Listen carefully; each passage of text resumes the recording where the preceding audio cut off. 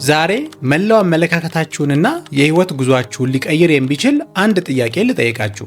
ኮምፒውተራችሁ ቫይረስ ሲገባበት ወይም ስማርት ስልካችሁ ፍጥነቱ ሲቀንስ፣ ሲጨናነቅና ሲሰለቻችሁ ምን ታደርጉታላችሁ? ወደ ባለሙያ ወስዳችሁ ታሳዩታላችሁ? የማይስተካከል ከሆነ ደግሞ ፎርማት አድርጋችሁ አላስፈላጊ ፋይሎችን አጥፍታችሁ አዲስ ፕሮግራም፣ አዲስ አፕሊኬሽን ጭናችሁ እንደ አዲስ ትጠቀሙበታላችሁ አይደለ?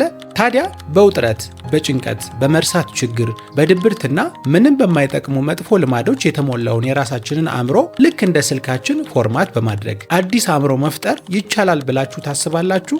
አብዛኞቻችን እኔ ከተወለድኩ ጀምሮ ፈሪ ነኝ፣ እኔ ነገሮችን ቶሎ አልረዳም፣ የእኔ አእምሮ ለሂሳብና ለቢዝነስ አይሆንም እያልን ራሳችንን አሳምነን እጣ ፈንታችንን ተቀብለን ተቀምጠናል። ነገር ግን የዘመናችን ሳይንስ ኒውሮ ፕላስቲሲቲ በተባለ አስገራሚ ግኝቱ ይህንን የቆየ አመለካከት ሙሉ በሙሉ አፍርሶታል። አእምሯችን እንደ ድንጋይ የደረቀና የማይቀየር ሳይሆን ልክ እንደ ፕላስቲክ ወይም እንደ ሸክላ አፈር የምንፈልገውን ቅርጽ ልንሰጠው የምንችል በየቀኑ አዳዲስ ሴሎችን የሚያመርት ሕያው አካል ነው። እንኳን ወደ ሌው ቼንጅ በሰላም መጣችሁልን። ዛሬ የምንነጋገረው በትክክል በ90 ቀናት ውስጥ በ3 ወራት ውስጥ አሮጌውን የደከመውንና በፍርሃት የተሞላውን አእምሯችሁን አፍርሳችሁ እጅግ ብሩህ ፈጣሪና የማይበገር አዲስ አእምሮ እንዴት መገንባት እንደምትችሉ ነው። ዛሬ የምንነጋገራቸው 10 ሳይንሳዊ ጥልቅና ተግባራዊ ምስጢሮች የዓለማችንን ታላላቅ ቢሊዮነሮችና ስኬታማ ሰዎችን የፈጠሩ ህጎች ናቸው። ሕይወታችሁን ወደ አዲስ ምዕራፍ ለማሸጋገር ዝግጁ ከሆናችሁ እስትንፋሳችሁን ሰብስቡና ይህንን ቪዲዮ እስከ መጨረሻው ከኔ ጋር ተከታተሉ። በዚህ ቪዲዮ መጨረሻ ላይ እነዚህን 10 ነገሮች በሕይወታችሁ ላይ ተግባራዊ ማድረግ ከቻላችሁ እናንተ አእምሯችሁን በ90 ቀናት ውስጥ በ3 ወራቶች ውስጥ እንደ አዲስ መስራትና ወደ ተሻለ መንገድ መጓዝ ትችላላችሁ ማለት ነው። ወደ 10 የለውጥ እርምጃዎች ከመግባታችን በፊት አእምሮን እንደ አዲስ መስራት ማለት ምን ማለት እንደሆነ በተግባር ያሳየንን የአንድ ታላቅ ሰው አስገራሚ ታሪክ ላካፍላችሁ። የዚህ ሰው ስም ጂም ኪዊክ ይባላል። ዛሬ ላይ ጂም ኪዊክ በዓለማችን ላይ ካሉ ታላላቅ የአእምሮ ብቃት አሰልጣኞች አንዱ ነው።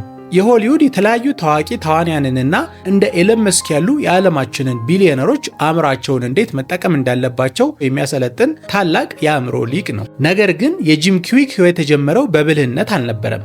ገና የ5 ዓመት ልጅ እያለ ትምህርት ቤት ውስጥ ወድቆ ጭንቅላቱ ላይ ከባድ አደጋ ይደርስበታል። ከዚህ አደጋ በኋላ የጂም ሕይወት ወደ ጨለማ ተቀየረ። ምንም ነገር ማስታወስ አይችልም፣ ትኩረት ማድረግ አይችልም። ማንበብም ሆነ መጻፍ ለሱ ትልቅ ተራራ ሆነበት። አስተማሪዎቹ ተስፋ ቆርጠው በሌሎች ልጆች ፊት ይህ እኮ የተበላሸ አእምሮ ያለው ልጅ ነው እያሉ ይጠሩት ጀመር። ጂምም ይህንን አመነ። አእምሮዬ የተበላሸ ነው፣ እኔ ለማንም አልጠቅምም ብሎ ራሱን አሳመነ።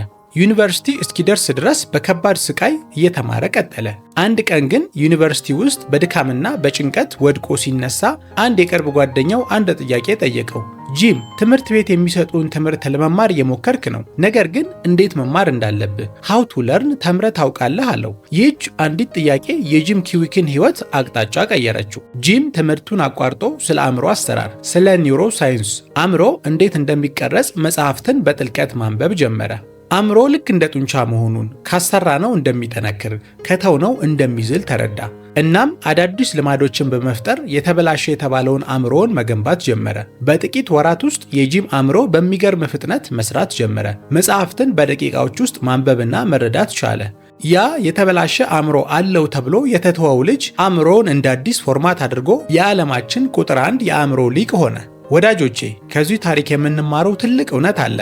አእምሯችሁ የኮምፒውተር ሃርድ ድራይቭ አይደለም። አእምሯችሁ በማንኛውም ዕድሜ ላይ ሆናችሁ ልትገነቡት የምትችሉት ጡንቻ ነው። አሁን ያላችሁበት የጭንቀት፣ የመርሳት ወይም የፍርሃት ስሜት የእናንተ መጨረሻ አይደለም። ጂም ኪዊክ ያንን የተጎዳ አእምሮውን እንደ አዲስ መስራት ከቻለ እኛም ዛሬ ጤናማ የሆነውን አእምሯችንን ወደ ሊቅነት መቀየር እንችላለን። ታዲያ ይህንን እንዴት ማድረግ እንችላለን? በዚህ ቪዲዮ ላይ አእምሯችንን በ90 ቀናት ውስጥ አፍርሰን እንደ አዲስ የምንገነባባቸውን 10 ጥልቅና ዝርዝር የህይወት እርምጃዎችን በዚህ ቪዲዮ ነግራችኋለሁ። ከእናንተ የሚጠበቀው እነዚህን 10 ጥበቦች አዳምጦ በህይወታችሁ ላይ ተግባራዊ ማድረግ መጀመር ነው። በተለይ 9ኛውና 10ኛ ጥበቦች እጅግ ጠቃሚ ስለሆኑ ቪዲዮዎቹን እስከ መጨረሻው መከታተላችሁን አትርሱ። እንዲሁም በዚህ ቻናል ላይ ሁሌም አስተማሪና ቁም ነገር አዘል ቪዲዮዎችን ይዤላችሁ ስለምመጣ እንደዚህ አይነት ቪዲዮዎችን ሁሌም ለማግኘት ለቻናላችን አዲስ ከሆናችሁ ሰብስክራይብ በማድረግ የደውል ምልክቱን በመጫን ቤተሰብ እንድትሆኑ በአክብሮት ተጠይቃችኋለሁ። ቪዲዮውን ላይክ ማድረግ እንዳይረሳ፣ ብዙ ሰዎች ጋር እንዲደርስ ያግዘናል ማለት ነው። አእምሮን በ3 ወር ውስጥ እንደ አዲስ ለመስራት መተግበር ያሉብን 10 ጥበቦችና ዝርዝር እርምጃዎች። አንደኛውና የመጀመሪያው ወሳኝ እርምጃ የጠዋቱን የዲጂታል መርዝ ማጽዳት ነው። ዘመናዊው አእምሯችን የተበላሸበትና የማተኮር አቅማችን ያጣንበት ዋነኛው ምክንያት ሱሰኛ ስለሆነ ነው። ጠዋት ከእንቅልፋችን ስንነሳ የመጀመሪያው ስራችን ስልክ አንስተን ቲክቶክ፣ ኢንስታግራም ወይም ፌስቡክ ማየት ነው። ይህ ድርጊት አእምሯችን ውስጥ ዶፓሚን የተባለ የደስታ ሆርሞን ያለምንም ድካም በነፃ እንዲረጭ ያደርገዋል። የዓለማችን ታላላቅ የቴክኖሎጂ ፈጣሪዎች እነ ቢል ጌትስ እና ስቲቭ ጆብስ ይህ ቴክኖሎጂ አእምሮን እንዴት እንደሚያደነዝዝ ስለሚያውቁ ለልጆቻቸው ስልክ አይሰጡም ነበር። አእምሯችን የነፃ ደስታ ሲለምድ መጽሐፍት ለማንበብ ወይም ከባድ ሥራ ለመስራት ፈጽሞ ጉልበትን ያጣል። አእምሯችሁን እንደ አዲስ ለመስራት መጀመሪያ ይህንን የነፃ ደስታ ቧንቧ መዝጋት አለባችሁ። ስለዚህ እናንተ መውሰድ ያለባችሁ ዝርዝር ተግባራዊ እርምጃ ይህ ነው። ከዛሬ ጀምሮ ለቀጣዮቹ 90 ቀናት ስልካችሁን ካልጋችሁ ርቆ በሚገኝ ቦታ ላይ ቻርጅ አድርጉ። ጠዋት ከእንቅልፋችሁ ስትነሱ ለመጀመሪያው 1 ሰዓት ስልካችሁን ፈጽሞ አትንኩ። ዳታ አታብሩ። በምትኩ ልክ እንደተነሳችሁ 2 ብርጭቆ ውሃ ጠጡ። ከዛም ለ10 ደቂቃዎች ወደ ውጭ ወጥታችሁ የጠዋትን የፀሐይ ብርሃን ተመልከቱ።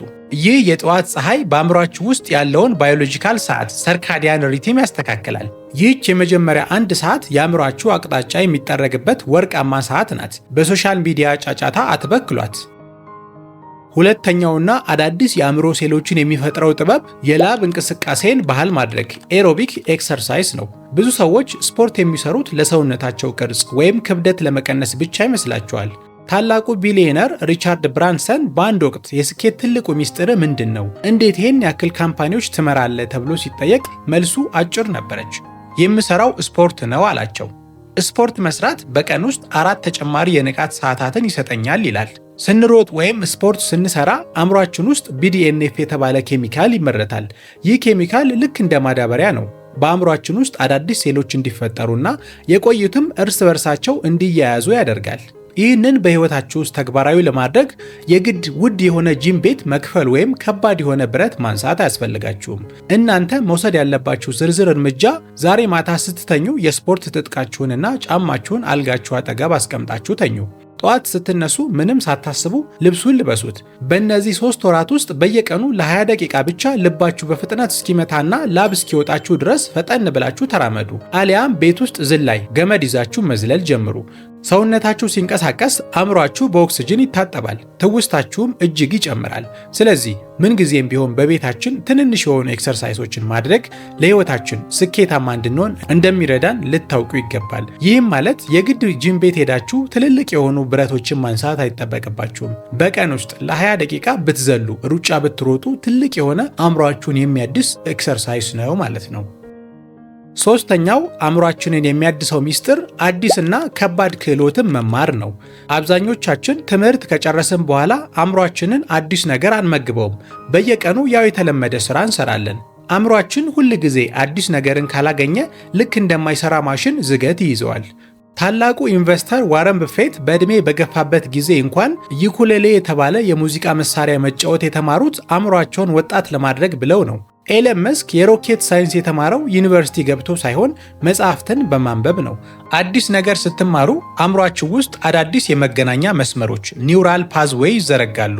ይህንን ወደ ተግባር ለመቀየር በእነዚህ 90 ቀናት ውስጥ አንድ አዲስ ከዚህ በፊት ሞክራችሁት የማታውቁትን ክህሎት ምረጡ።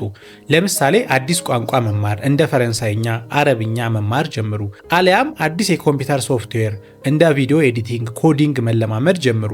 የሰው ልጅ አዲስ ነገር ለመማር የመጀመሪያዎቹ 20 ሰዓታት በጣም ይከብዱታል፣ ተስፋ ያስቆርጡታል። እናንተ ግን ማድረግ ያለባችሁ በቀን ለ20 ደቂቃ ብቻ ይህንን አዲስ ነገር መታገል ነው። ሲከብዳችሁ አታቋርጡ። ያ የድካም ስሜት አእምሯችሁ አዲስ ሴል እየገነባ መሆኑን የሚያሳይ ምልክት ነው። አራተኛውና የአእምሮን ቆሻሻ የሚያጸዳው እርምጃ ማሰላሰልና የዝምታ ጥበብ ነው። አእምሯችን በቀን ውስጥ ከ60,000 በላይ ሐሳቦችን ያስባል። አብዛኛው ሐሳብ ደግሞ የትላንትና ጸጸትና የነገ ጭንቀት ነው። ታዋቂው የቅርጫት ኳስ ተጫዋች ኮቤ ብራያንት እና ታላቁ የፋይናንስ ሊቅ ሬይ ዳሊዮ ከስኬታቸው ጀርባ ያለው ትልቅ ሚስጥር ሜዲቴሽን ወይም ማሰላሰል መሆኑን ይናገራሉ። ይህ የሐሳብ ጫጫታ የአእምሮን የፍርሃት ማዕከል አሜግዳላ ያሳብጠዋል። ማሰላሰል ግን ይህንን የፍርሃት ማዕከል አሳንሶ ውሳኔ ሰጪ የሆነውን የፊት ክፍል ፕሬፍሮንታል ኮርቴክስ ያሳድገዋል። ይህንን ዛሬውኑ በተግባር ለመዋል ሃይማኖታዊም ሆነ ሳይንሳዊ መንገድን መጠቀም ትችላላችሁ። እናንተ ማድረግ ያለባችሁ ዝርዝር እርምጃ በየቀኑ ለ10 ደቂቃ ያህል ጸጥ ያለ ቦታ ተቀምጣችሁ አይናችሁን ጨፍኑ። ትኩረታችሁን ወደ ውስጥ በምትስቡትና በምታወጡት ትንፋሽ አሊያም የልብ ምታችሁ ላይ ብቻ አድርጉ። የተለያዩ ሐሳቦች ስለ ሥራ፣ ስለ ቤተሰብ ወደ አእምሯችሁ ይመጣሉ። ይህ የተለመደ ነው። ሐሳቡ ሲመጣ አትበሳጩ። ዝም ብላችሁ እንደ ደመና ሲያልፍ ተመልከቱትና ትኩረታችሁን በድጋሚ ወደ ትንፋሻችሁ መልሱ። ይህ የ10 ደቂቃ ዝምታ ለአእምሮ እንደ ቀዝቃዛ ሻወር ነው። ጥልቅ የሆነ የአእምሮ ንጽህና ይሰጣችኋል። አምስተኛው ወሳኝ እርምጃ የአእምሮ ነዳጅ የሆኑ ምግቦችን መመገብ ነው። አእምሯችን ከሰውነታችን ክብደት 2% ብቻ ቢሆንም ከምንበላው ምግብ ውስጥ 20% የሚሆነውን ኃይል ይወስዳል። እንደ ስኳር ያሉ ጣፋጭ ምግቦችና በፋብሪካ የተቀነባበሩ ፕሮሰስድ ምግቦችን በአእምሮ ውስጥ ብግነት ኢንፍላሜሽን በመፍጠር የማሰብ አቅምን ያደነዝዛሉ። አእምሯችሁን እንደ አዲስ ለመስራት ንጹህ ነዳጅ መሙላት ግድ ነው። በእነዚህ 3 ወራት ውስጥ መውሰድ ያለባችሁ እርምጃ ይህ ነው። ነጭ ስኳርና ጣፋጭ የታሸጉ ጭማቂዎቹን ሙሉ በሙሉ ከቤታችሁ አውጡ። በምትኩ አእምሮን የሚገነቡ ምግቦች ላይ አተኩሩ። እንደ አሳ፣ በተለይ ኦሜጋ 3 ያላቸውን፣ አቮካዶ፣ ዋልነትና አረንጓዴ ቅጠላቅጠሎችን አዘውትራችሁ ተመገቡ። አእምሯችን በብዛት በውሃ የተገነባ ስለሆነ በቀን ቢያንስ 2 ሊትር ውሃ መጠጣታችሁን እርግጠኛ ሁኑ። ንጹህ የሆነ ነዳጅ ፈጣን ሞተር ይፈጥራል። ስለዚህ አእምሯችንን ልክ እንደ ንጹህ ነዳጅ ተጠቅመን የተለያዩ ነገሮችን በጥራት ለመስራት በሕይወታችን ላይ የምንወስዳቸውን የተለያዩ ምግቦችን መምረጥ ይኖርብናል። በተለይ ጣፋጭ የሆኑ ምግቦችን፣ የታሸጉ ምግቦችን፣ የተለያዩ ጁሶችን፣ የታሸጉ ነገሮችን በተቻላቸው አቅም ከሕይወታችሁ ላይ ማስወገድ ይኖርባችኋል። ከዚህ በተጨማሪ ግን መጠቀም ያለባችሁ ነገር ፍረሽ የሆኑ የተለያዩ አይነት አትክልቶችን እንደ አቮካዶ፣ የተለያዩ አይነት ፍራፍሬዎችን፣ ፍረሽ የሆኑ ምንም አይነት የፋብሪካ የተቀነባበረ ያልሆነ ምግቦች ላይ ትኩረት አድርጉ። በተለይ ቆስጣ፣ ሰላጣ የምንላቸው ጎመን፣ እነዚህ ነገሮች ለአእምሯችን፣ ለሰውነታችን ጤነኛ የሆኑ ስለሆኑ እነዚህ ላይ ማተኮርን ልምድ ልታደርጉ ይገባል። 6ኛው ሚስጥር የአእምሮን ማጠቢያ ማሽን ማብራት፣ እሱም ጥልቅ እንቅልፍ ዲፕ ስሊፕ ነው። ብዙ ሰዎች ሌሊት እንቅልፍ አጥተው ሲሰሩ ጀግንነት ይመስላቸዋል። የታዋቂዋ ሃፊንግተን ፖስት ሚዲያ መስራች አሪያና ሃፊንግተን በቀን ለ18 ሰዓታት ትሰራ ነበር። አንድ ቀን ግን በእንቅልፍ እጦት ምክንያት ደክማ ወድቃ አገጯን ሰበረች። ከዚያ በኋላ እንቅልፍ ለስኬት ምን ያህል ወሳኝ እንደሆነ ተረድታ ሕይወቷን ቀይራለች። ሳይንሱ እንደሚነግረን እኛ ስንተኛ አእምሯችን አይተኛም። ስንተኛ ግሊምፋቲክ ሲስተም የተባለ የአእምሮ ማጽጃ ስርዓት ይከፈትና በቀን ውስጥ የተጠራቀመውን መርዛማ ቆሻሻ አጥቦ ያስወግዳል። ይህንን ለማስተካከል እናንተ ማድረግ ያለባችሁ እርምጃ ይህ ነው።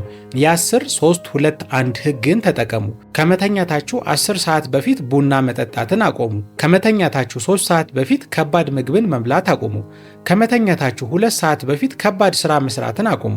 የመጨረሻውና እጅግ ወሳኙ ነገር ደግሞ ከመተኛታችሁ 1 ሰዓት በፊት ማንኛውንም ስክሪን፣ ስልክ፣ ቲቪ፣ ላፕቶፕ ማየት አቆሙ።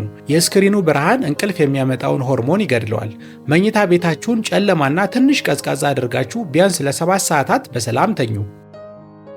7ኛው እርምጃ ራስን አውቶማቲክ ከሆነ ህይወት ማውጣት ነው። አእምሮ የተለመደና አሰልቺ ነገር ሲያጋጥመው ይሰንፋል። በየቀኑ በተመሳሳይ ሰዓት እንነሳለን። በተመሳሳይ መንገድ ወደ ስራ እንሄዳለን። ታላቁ ፈጣሪ ስቲቭ ጆብስ አዳዲስ ሀሳቦችን ለማግኘት ሲፈልግ ወደ ሌላ ሀገር ወደ ህንድ ይጓዝ ነበር። ወይም ደግሞ ከዋናው ትምህርቱ ውጪ የካሊግራፊ የጽሑፍ ጥበብ ትምህርትን ይማር ነበር። የተለመደውን የህይወት ሪትም መስበር በአእምሮ ውስጥ አዳዲስ ሀሳቦች እንዲፈነዱ ያደርጋል። ስለዚህ እናንተ ማድረግ ያለባችሁ ተግባራዊ እርምጃ ይህ ነው። ለቀጣዮቹ 90 ቀናት ጥርሳችሁን ስትቦርሹ ሁል ጊዜ በምትጠቀሙበት እጃችሁ፣ ለምሳሌ በቀኝ ሳይሆን በማትጠቀሙበት እጃችሁ በግራ እጃችሁ ቦርሹ። ቢሮ ስትገቡ ሁል ጊዜ ከምትቀመጡበት ወንበር ተነስታችሁ ሌላ ቦታ ተቀመጡ። ወደ ስራ ወይም ወደ ትምህርት ቤት ስትሄዱ ሁል ጊዜ ከምትሄዱበት መንገድ ወጣ ብላችሁ አዲስ መንገድን ተጠቀሙ። ይህ ቀላል ድርጊት አእምሯችሁን ከአውቶ ፓይለት አውጥቶ አዲስ የነርቭ መስመሮችን እንዲገነባ ያስገድደዋል።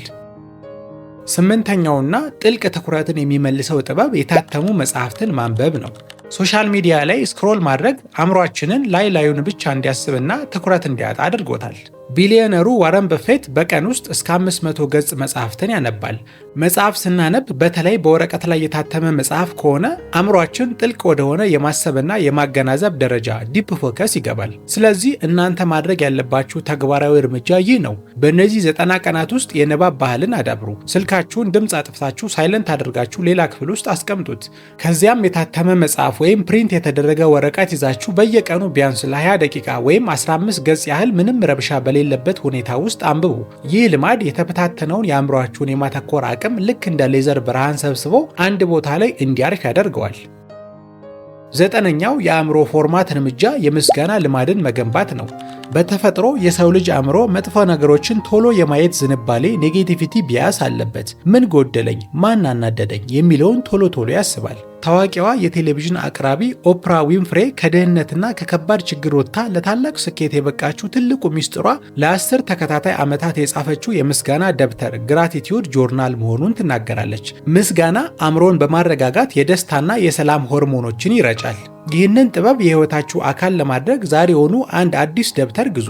በእነዚህ 90 ቀናት ውስጥ ማታ ልትተኙ ስትሉ ደብተሩን አውጡና ዛሬ በህይወቴ ከልብ የማመሰግንባቸው 3 የተለዩ ነገሮች ምንድናቸው ብላችሁ ጻፉ።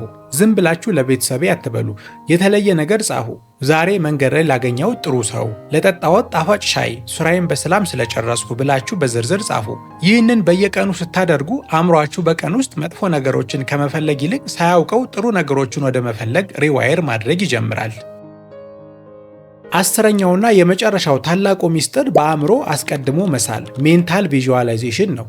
የሰው ልጅ አእምሮ አንድ አስገራሚ ባህሪ አለው። በውን በተፈጠረ ነገርና በአእምሯችሁ ውስጥ ጥልቅ ስሜት ሰጥታችሁ በምታስቡት ነገር መካከል ያለውን ልዩነት አያውቅም። ታዋቂው ኮሜዲያን ጂም ካሪ ገና ድሃና ያልታወቀ ተዋናይ በነበረበት ጊዜ ለራሱ ለተዋናይነት ስራ ብሎ የ10 ሚሊዮን ዶላር ቼክ ጽፎ ቦርሳው ውስጥ ይዞት ይዞር ነበር። በየቀኑም ያንን ገንዘብ ሲቀበል በአእምሮ ይስል ቪዥዋላይዝ ያደርግ ነበር። ይህንን በማድረጉም ከጥቂት ዓመታት በኋላ በትክክል ለሰራው ፊልም 10 ሚሊዮን ዶላር ተከፍሎታል። ስለዚህ እናንተ ማድረግ ያለባችሁ ተግባራዊ እርምጃ ይህ ነው። በየቀኑ ማታ ከመተኛታችሁ በፊት ለ5 ደቂቃ ብቻ መድረስ የምትፈልጉትን ትልቅ የስኬት ደረጃ በአእምሯችሁ እንደ ፊልም እዩት። ያንን አዲስ ቢዝነስ ስትከፍቱ፣ ያንን ትልቅ ፈተና ስታልፉ፣ ወይም ጤናማ ሆናችሁ ስትሮጡ በምናባችሁ ሳሉት። ስታስቡት ዝም ብላችሁ ሳይሆን 5ቱንም የስሜት ህዋሳቶቻችሁን ተጠቀሙ። የሰዎችን ጭብጨባ ስሙ፣ ደስታችሁን በልባችሁ አጣጥሙ። ይህ ተግባር አእምሯችሁን ለወደፊቱ ስኬታችሁ ልክ እንደ ጂፒኤስ ፕሮግራም ያደርገዋል። ወዳጆቼ ዛሬ በጥልቀትና በዝርዝር ያየናቸው እነዚህ 10 እርምጃዎች ዝም ብለው የሚነበቡ አበረታች ጥቅሶች አይደሉም። እነዚህ ኒውሮሳይንስ ያረጋገጣቸው የዓለማችንን ታላላቅ መሪዎችና ቢሊዮነሮች የፈጠሩና የእናንተንም አእምሮ ከስር መሰረቱ ፎርማት አድርገው አዲስ ሰው ሊያደርጓችሁ የሚችሉ ኃይለኛ የህይወት ህጎች ናቸው። ነገር ግን ማወቅ ብቻውን ምንም ለውጥ አያመጣም። ለውጥ የሚያመጣው ዛሬ ያወራነውን ተግባር ላይ ስናውለውና ለ90 ቀናት ያለምንም ማቋረጥ ያለ ሰበብ ስንፈጽመው ብቻ ነው። አእምሯችሁ የእናንተ እስረኛ አይደለም። እናንተ ናችሁ የአእምሯችሁ ታላቁ መሪ። እስቲ ዛሬ ራሳችሁን ከስር መሰረቱ ለመቀየርና ይህንን ታላቅ የህይወት ውሳኔ ለመወሰን የተዘጋጃችሁ ጀግኖች ኮሜንት ላይ እንነጋገር። ከዛሬ ጀምሮ ለቀጣዮቹ 3 ወራት ይህንን የአእምሮ ፎርማት ቻሌንጅ ለመቀበል ዝግጁ ናችሁ? ከነዚህ 10 ጥርቅ እርምጃዎች ውስጥ ለእኔ ህይወት እጅግ አስፈላጊ ነው ብላችሁ ዛሬውኑ ተግባራዊ የምታደርጉት የትኛውን ነው? የዲጂታል ጾም ስልክ ማራቅን ነው? መጽሐፍ ማንበብን ነው? ወይስ ስፖርት መስራትን? አሁኑኑ ወደ ታች ውረዱና የ90 ቀኑን ቻሌንጅ ተቀብያለሁ፣ ከዛሬ ጀምሮ ይህንን እርምጃ በጥብቅ ዲሲፕሊን መተግበር ጀምራለሁ ብላችሁ ኮሜንት ላይ ጻፉልኝ። ይህንን ለማድረግ ለራሳችሁ ቃል ግቡ። ከአዲሱ ማንነታችሁ ጋር ቃል ኪዳን ሰሩ። እኔም የእያንዳንዱን ሰው ውሳኔ እያነበብኩ አብሬያችሁ ወያያለሁ፣ አበረታታችኋለሁ። ይህ ቪዲዮ በውስጣችሁ አዲስ የብርሃን ተስፋ ከፈጠረላችሁ፣ የአእምሮን አስደናቂ አሰራር ካስተማራችሁና እውነተኛ ዋጋ ካገኛችሁበት ቪዲዮውን አሁኑኑ ላይክ ማድረጋችሁን በፍጹም አትርሱ። የእናንተ አንድ ላይክ ይህ ቪዲዮ በድብርትና በተስፋ መቁረጥ ውስጥ ላሉ እኔ አልችልም አይምሮዬ አይሰራም ብለው ላመኑ ብዙ ወንድምና እህቶቻችን እንዲደርስና ህይወታቸውን እንዲታደግ ትልቅ አቅም አለው። ትኩረቱ ለተበታተነ ነገሮችን ለሚረሳ ወይም ህይወቱን ወደ ላቀ ደረጃ መቀየር ለሚፈልግ ጓደኛችሁና ለምትወዱት ቤተሰባችሁ ይህንን ቪዲዮ አሁኑኑ ሼር በማድረግ አጋሩት። ዛሬ እናንተ የምትልኩላቸው ቪዲዮ የህይወታቸው ትልቁ መነሻና የስኬታቸው መሰረት ሊሆን ይችላል። እንዲሁም እንደዚህ አይነት አእምሮን የሚያድሱ ስብዕናን የሚገነቡና ወደ እውነተኛ ስኬት የሚመሩ ጥልቅ ቪዲዮዎችን በየጊዜው ለማግኘት የሊዮ ቼንጅ ቤተሰብ መሆናችሁን አረጋግጡ። አሁኑኑ ሰብስክራይብ የሚለውን ቁልፍ ተጫኑ። የደውል ምልክቷንም ማብራትን አትርሱ። በየጊዜው እኔ ቪዲዮ ሲለቅ እንዲደርሳችሁ ያደርጋል። አእምሯችሁ የተሰጣችሁ ታላቁ ሀብታችሁ ነው። በአዲስ ፕሮግራም ቀይሩት፣ ታላቅነትን ፍጠሩበት። ይህ ሊዮ ቼንጅ ነው። በሚቀጥለው አበረታችና ህይወት ቀያሪ ቪዲዮ እስክንገናኝ ድረስ በጥበብ እደጉ። የ90 ቀኑን የለውጥ ጉዞ ዛሬውኑ ጀምሩ። በቀጣይ ቪዲዮ ደግሞ ከድህነት ወደ ቢሊዮነርነት የምትቀየሩባቸውን 7ቱን የገንዘብ ህጎች ማወቅና በህይወታችሁ ላይ ተግባራዊ ማድረግ የምትፈልጉ ከሆነ ይህን ቪዲዮ ተመልከቱት። እጅግ ጠቃሚ ቪዲዮ ነው። ብዙ ቁም ነገርን ታገኙበታላችሁ። በቀጣይ አስተማሪና ቁም ነገር አዘል ቪዲዮ እስክንገናኝ ድረስ ይህ ሊዮ ቼንጅ ነው። ቸር ሰንብቱልኝ።